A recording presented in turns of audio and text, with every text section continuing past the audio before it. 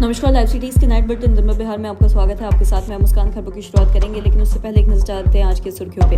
बिहार में विपक्ष पर बेहद आक्रामक दिखे प्रधानमंत्री सीएम नीतीश ने की पीएम मोदी की खूब तारीफ, फिर राजद को भी घेरा। नरेंद्र मोदी के मंच पर दिखे दो राजद विधायक। बिहार में राहुल गांधी की वोटर अधिकार यात्रा, मुकेश सहनी गरजे।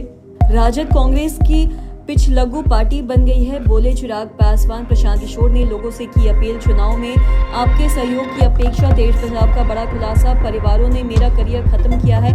पटना में 857 अपराधी और 101 नक्सली गिरफ्तार। भागलपुर के रजिस्ट्रार के ठिकानों पर रेड। नालंदा में 40,000 रिश्वत लेते बीसीएम गिरफ्तार। खबरें विस्तार से। प्रधानमंत्री नरेंद्र मोदी ने गया से बिहार को 13,000 करोड़ रुपए की योजनाओं की सौगात दी है और कांग्रेस राजद पर तीखा हमला भी बोला है। उन्होंने कहा है कि भ्रष्टाचार में डूबे दल जनता को गुमराह कर रहे हैं, तो वहीं जबकि उनकी सरकार गरीबों के जीवन को आसान बनाने और साथ ही जरूरतमंद को पक्का घर देने के संकल्प पर काम कर रही है। तो वहीं पीएम मोदी ने भ्रष्टाचार, लालटेन और राज की राजनीति और विपक्षी दलों की कार्यशैली पर सवाल उठाते हुए ये भी कहा है कि लोग अब इन दलों की सच्चाई को अच्छी तरह से जान चुके हैं। और अपने संबोधन में पीएम मोदी ने विपक्षी नेताओं को घेरते हुए ये भी कहा कि जिसने पाप किया है वो अपने पाप को दूसरे से छिपाने की कोशिश करता है, लेकिन खुद जानता है कि उसने क्या दिखा है। तो वहीं कोई बेल पर बाहर घूम रहा है, तो कोई रेल के खेल में कोर्ट के चक्कर काट रहा है। वहीं मोकामा के औंडा और साथ ही बेगूसराय के सिमरिया के बीच बने 6 लेन पुल का उद्घाटन भी प्रधानमंत्री नरेंद्र मोदी ने किया। तो वहीं बता दें कि इस दौरान पीएम बिहारी अंदाज में दिखे और अपने कंधे पर रखे अंगवस्त्र गमछा को हाथ में लेकर प्रधानमंत्री ने लहराया। तो वहीं सीएम नीतीश कुमार उनके साथ मौजूद थे। तो वहीं पीएम ने सीएम नीतीश का हाथ पकड़कर ऊपर उठाया और एकजुटता का संदेश भी दिया। प्रधानमंत्री नरेंद्र मोदी के स्वागत में मुख्यमंत्री नीतीश कुमार ने गया जी के मंच से ये भी कहा है कि पीएम मोदी, हृदय से नमन करता हूँ और साथ ही धन्यवाद करता हूँ। आज गया जी में लाखों लोग आते हैं और पहले यहाँ बुरा हाल था और जब हम लोगों की सरकार आई तो हमने सभी काम करना शुरू कर दिया था और गया जी के फल्गु नदी और रबर डैम में सीता सेतु का निर्माण कराया। तो वहीं बता दें कि महाबोधि में सांस्कृतिक केंद्र बनवाया गया है और सीएम नीतीश ने यह भी कहा है कि प्रधानमंत्री की इच्छा पर गया को हमने गया जी कर दिया है। तो वहीं अब एक तरफ बोध गया है और दूसरी तरफ गया जी। पहले 24 नवंबर 2005 को हम लोगों की सरकार आई और इसके पहले ही सरकार में कोई काम नहीं हुआ और हम लोग पूरे बिहार के विकास के लिए काम कर रहे हैं और सब तरह से कानून का भी राज है। बिहार में चुनावी मौसम के बीच गया जी में प्रधानमंत्री नरेंद्र मोदी की रैली के दौरान मंच पर आरजेडी के 2 विधायक दिखे, वहीं जिसमें नवादा से पूर्व विधायक रहे राजवल्लभ यादव की पत्नी सह मौजूदा एमएलएफ विभा देवी और रजौली से राजद विधायक प्रकाशवीर शामिल हैं। वहीं इस मंच पर सीएम नीतीश कुमार के अलावा एनडीए के सहयोगी दलों के मंत्री, सांसद, विधायक और नेता मौजूद रहे। तो वहीं इस पूरे मामले पर रजौली से विधायक प्रकाशवीर ने यह भी कहा है कि पीएम मोदी ने बीते 11 सालों में बिहार के लिए बहुत कुछ किया है और उन्हें प्रधानमंत्री के कार्यक्रम के लिए न्योता भी मिला है।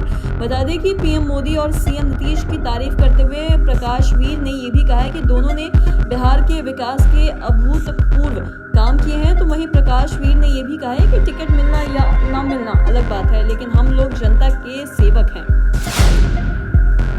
बिहार में राहुल की वोटर अधिकार यात्रा के दौरान मुंगेर में राहुल तेजस्वी ने रोड शो किया और उनके साथ वीआईपी सुप्रीमो सहनी और माले नेता दीपांकर भी रहे और इस मौके पर सरकार वोट चोर है लिखी तख्तियां भी उन्होंने लेकर वहां पे लोग पहुंचे और यहाँ खान का रहमानी के मौलाना से राहुल तेजस्वी ने मुलाकात भी की। और इससे पहले केंद्र सरकार और प्रधानमंत्री पर हमला करते हुए मुकेश सहनी ने यह भी कहा है कि नरेंद्र मोदी का रवैया कहीं से भी जनता हितैषी नहीं है। उन्होंने आरोप लगाया है कि मोदी सरकार सिर्फ अमीरों और पूंजीपतियों के लिए ही काम करती है, जबकि गरीब और वंचित तबकों की ओर ध्यान नहीं दिया जाता है। और महंगाई और बेरोजगारी चरम पर है, जिसमें आम लोग लगातार परेशान हैं और बड़ी संख्या में बिहार के नौजवान रोजगार की तलाश में पलायन करने को मजबूर है। तो वहीं उन्होंने कड़े शब्दों में ये भी कहा है कि प्रधानमंत्री का रवैया लठेत शाही वाला है, जो लोकतंत्र में स्वीकार्य नहीं हो सकता है। तो वहीं इस बार के विधानसभा चुनाव में बिहार की जनता प्रधानमंत्री नरेंद्र मोदी और भाजपा को करारा जवाब भी देगी।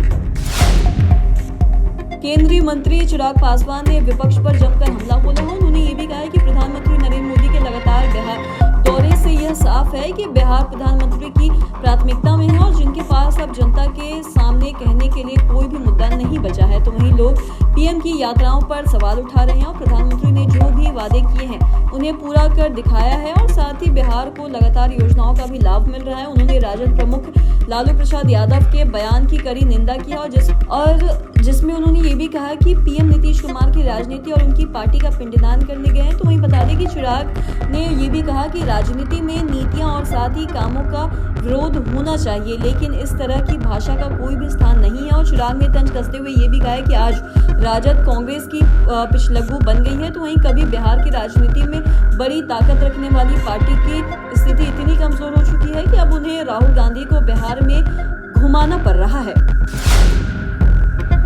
भागलपुर जिला के नारायणपुर प्रखंड के ब्रह्मपुर दुर्गा मंदिर में प्रशांत किशोर मां दुर्गा का दर्शन करने कहा मां का आशीर्वाद लेने पहुंचे। तो वहीं बता दें कि नवंबर में भी यहां आशीर्वाद लेने के लिए आऊंगा और लोगों से ये भी कहा कि विधानसभा चुनाव में आपके सहयोगी की अपेक्षा में हमेशा करता हूं और आपका समर्थन चाहिए, जिसके कारण बिहार में बदलाव होगा।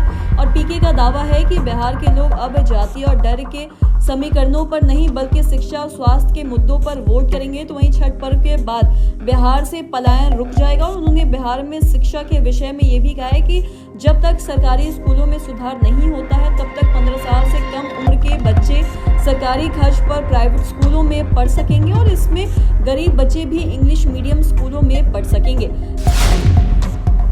तेज प्रताप यादव ने बड़ा खुलासा करते हुए ये कहा है कि 5 परिवारों ने मेरा राजनीतिक जीवन खत्म कर दिया है। हमारे खुद के परिवार और राजद में जो थे, इन 5 परिवार ने मेरी जिंदगी को तहस नहस कर दिया है। तो साथ ही उन्होंने ये भी कहा कि मैंने पहले भी जयचंद का जिक्र किया है। जयचंद तो है कि इसके अलावा 5 परिवारों ने मेरे राजनीतिक करियर को खाने का काम किया। तो वहीं मेरी हंसी ठिठोली वाला जो अंदाज था उनको ये खुशी बर्दाश्त नहीं हुई और 5 परिवार के लोगों ने उसे छीनने का भी काम किया है। मुझे लगता है कि बीजेपी आरएसएस वाले से पैसे लेकर इन लोगों ने साजिश रची है और मेरे करियर को खत्म करने का भी काम किया है। इन 5 परिवारों का मैं नाम भी रखूंगा और पूरा डिटेल भी बताऊं। मेरे जन समर्थन से ये लोग बौखला गए हैं। पुलिस मुख्यालय की ओर से एडीजी मुख्यालय कुंदन कृष्णन ने जनवरी से लेकर अगस्त तक का ब्यौरा जारी किया है और जारी आंकड़ों के मुताबिक 8 महीने में 23 बार मुठभेड़ हुई है, जो वर्ष 2024 में हुई मुठभेड़ से अधिक है। साल 2024 में सिर्फ 8 मुठभेड़ हुई थी। तो वहीं इस बार 857 अपराधियों की गिरफ्तारी हुई और 101 नक्सली भी पकड़े गए हैं। एडीजी मुख्यालय कुंदन कृष्णन ने यह भी बताया है कि 17 राज्यों से बाहर 64 अपराधियों को गिरफ्तार किया गया है। तो वहीं इसमें से वहां की पुलिस का भी सहयोग रहा और उन्होंने बताया है कि संगठित अपराध के खिलाफ कार्रवाई के लिए एसओजी की भी संख्या बढ़ाई गई है और 15 एसओजी का काम कर रहे हैं। तो वहीं संगठित अपराधियों के विरुद्ध 4 नए cell narcotics, social media, EIOU और साथ ही सुपारी किलर निगरानी सेल बनाए गए हैं। बिहार में एक और भ्रष्ट लोक सेवक पर जांच एजेंसी ने शिकंजा कस दिया है। तो वहीं भागलपुर के अवर निबंधक विनय कुमार सौरभ के ठिकानों पर आर्थिक अपराध इकाई ने छापेमारी की है और भागलपुर के अलावे पटना, रोहतास, पूर्णिया में EOU की टीम रेड हुई है। तो वहीं विनय सौरभ पर भी गलत तरीके से संपत्ति बनाने का आरोप है और इसे लेकर आर्थिक अपराध इकाई में उनके खिलाफ केस दर्ज किए गए हैं। तो वहीं दर्ज शिकायत के मुताबिक विनय सौरभ ने भ्रष्ट तरीके से अपनी आय से 188% अधिक संपत्ति अर्जित कर लिया है। तो वहीं बता दें कि अब तक की कार्रवाई से सिलीगुड़ी में फ्लैट और 7 प्लॉट और सासाराम में मकान, गाड़ी और 2,65,000 नगद मिलने की भी जानकारी मिली है।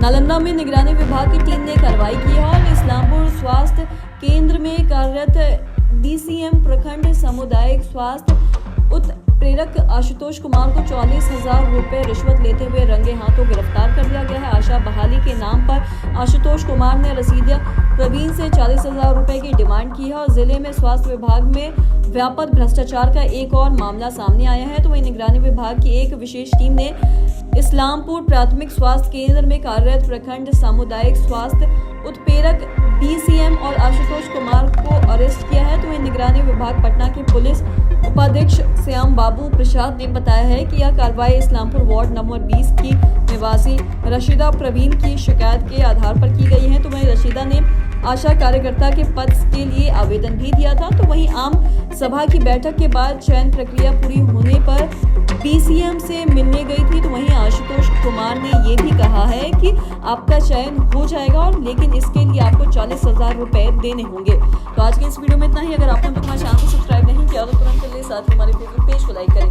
वीडियो देखने के लिए आपका धन्यवाद।